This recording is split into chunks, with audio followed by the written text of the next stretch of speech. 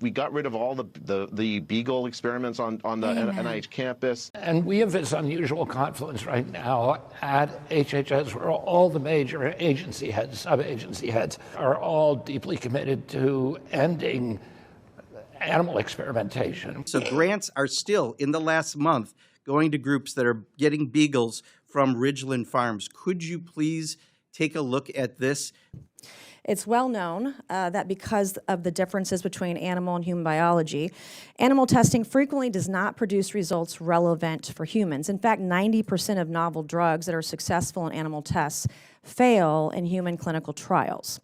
Today's scientific questions are so complex that we have well surpassed a time where it is useful or appropriate to rely on inhumane animal experiments to answer them. Recently developed technological tools can more accurately model human biology and identify solutions that are more useful for human patients. But it is often the federal bureaucracy that prevents these new technologies from being used. Instead of adequately investing in these innovative alternatives, the federal government has continued to funnel taxpayer dollars towards cruel animal experiments. Today, most of the 27 NIH institutes and centers conduct or support animal testing, as does the Food and Drug Administration, the U.S. Department of Agriculture, the Department of Veterans Affairs, the Department of Defense, and countless other agencies. We have some beagle puppies here with us today. Beagle puppies have gone through some of the worst medical experiments. I mean, drugging them with cocaine, having insects eat at them and their bodies so much until they die, drugging them until they die.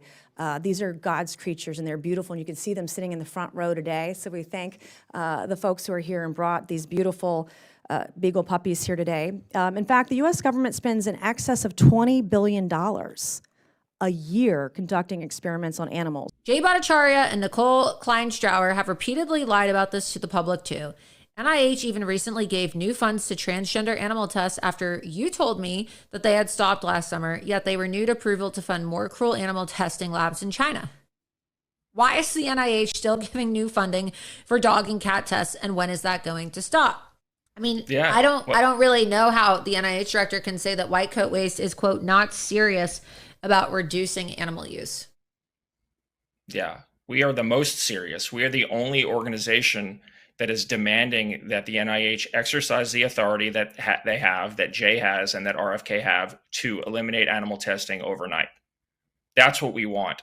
Unfortunately, PETA, who keeps sending Jay flowers and he keeps bragging about it, even though he basically hasn't cut a single animal tests, these big establishment animal groups have been captured